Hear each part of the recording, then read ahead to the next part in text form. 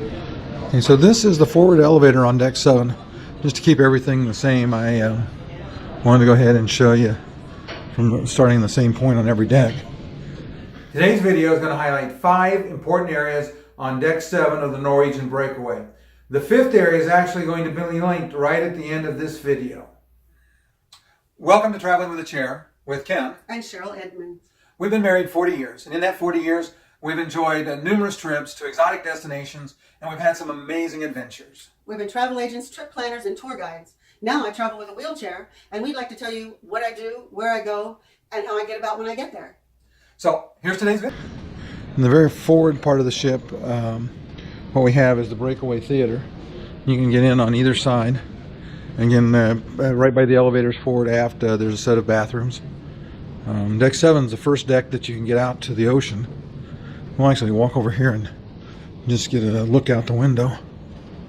And this is the entry to the showroom. One of the things they do have is they have a like a marquee outside that shows you information about the various acts and the days that they play. So tonight here in the show they have Roxy, and we'll actually come watch this. It's open seating. There's no reservations required. It was they did a set in one of the bars that we frequent. I'll show it to you later today. So in this case, we wanted to see them again because they really tore it up. And we're going to go over here. I'm not going to go out. They've actually got the deck roped off because the weather's rough. We're getting in the northern part of the Gulf, and there's been a big storm up north that's brought a lot of bad weather, and it's affected us on our whole trip actually, because we had weather on the island several days. So the weather is variable to noticeable when you look at cruise. In the wintertime, it's usually a little safer and less likely to have persistent bad weather, but in this case, this was a really big storm system, and it put going a little fast. So we'll go forward here.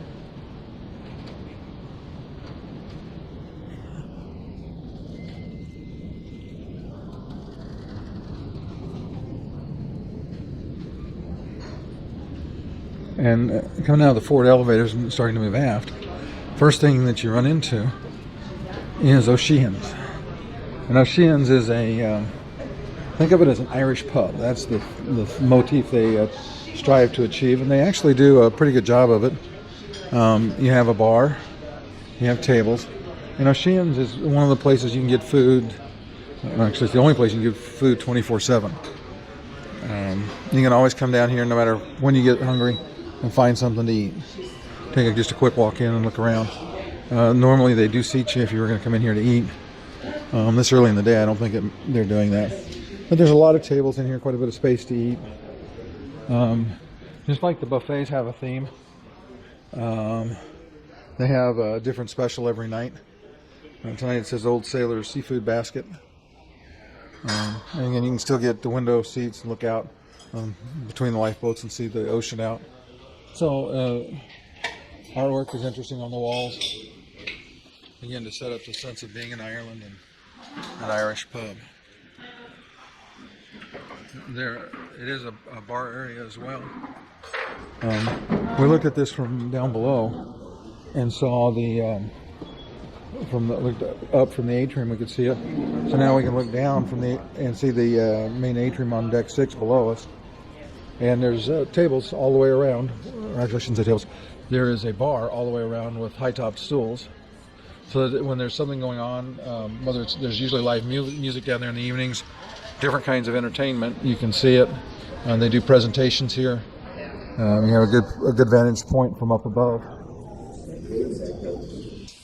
Forward of here is a casino. I can't film in the casino, but just I'm going to take a quick walk around. Here in O'Sheahan's, one thing that is to remember is that's the restaurant piece of O'Sheahan's, and they have a bigger menu than this is the bar side of O'Sheahan's. And what you have here is a more limited menu that's available. But you do have a bar that's right there handy. They have a pool table. Today playing pool would be a little bit of a challenge because the ship is moving some. They have a few amusements in here. You can get a mashed penny if you collect them. They have some arcade games. There is a for the ship you can get, and we'll see upstairs later, the arcade. But for the ship you can get an ultimate arcade package that you can buy, where you can play all of the arcade games except things like this prize getting device. But all the standard ones you can play. Go back in here. Some more of the arcade games. They have air hockey, skee ball, 4 basketball things that you can shoot, and a bowling alley. Come up here and we'll take a look down the bowling alley. A couple of things that are interesting about the bowling alley is that it's shorter than normal. And if you look at my hand, you can see that the bowling balls are much smaller than normal. They don't have any finger holes, but and it's not cheap to play. So, a quick question for you. Would you pay to bowl on a cruise? Do me a favor, fill out the survey up above. It's $6 to play to go to bowl. They do have automatic pin setters, and I've seen this used quite a bit here on the ship. Anyway, this is a part of Ocean. Some of the options available while you're sitting in the pub. If you want to go do something to build up some excitement, you can come back in here and play in some of the arcade games. Oceans and then the arcade upstairs are the only places on the ship that they have arcade type attractions. And so I'm going to shut the camera off while I walk through the casino, and we'll pick it up the other side. Okay, so just came out of the casino, and this is the Bliss Lounge. This lounge usually has a DJ in here most of the evening. They'll be in here playing music. There are some varieties of music they play, though primarily it tends to be what you would expect for DJ music. The one thing I will say is this entire wall seems to be a speaker, and the sound levels can be pretty intense in here.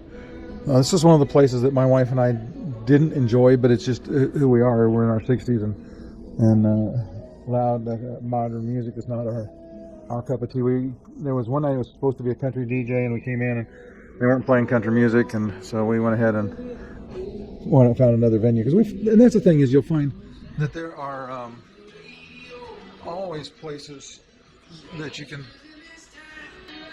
Had to cut it off. I forgot that was Bliss is actually kind of in the middle of the casino still, so they're real touchy about filming in the casino, and I try to honor the rules. This is Shanghai's. It's a Noodle bar. So what they do is that you can come in at during the week. It's or most of the cruise it's reservations. Today it shows no reservations required. We'll eat lunch here today. And it's only open for lunch on sea days apparently. It definitely wasn't open for lunch on days when we were in port, and we see that's pretty common. And now we're coming up to the Manhattan dining room, and that's after down this. There's another segment that I'll edit in that has a tour of the Manhattan. One thing I wanted to take a look at, we're in the casino area, but there we can see the chandelier from the second level. And we can see these really pretty lighted steps that go between the levels in 6, 7, 8 Ocean Place. So the question of the day is, what is your favorite cruise line? Please put your answer down in the comments below. We've seen 4 areas on Deck 7.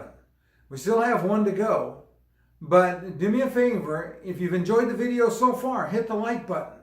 And also, if you poke me in the nose, that'll subscribe you to the channel. That way you don't miss any of the other important areas. Now there's a link to the next segment in the 5th area that's really important on Deck 7. And go ahead and click on it, and I'll see you next time.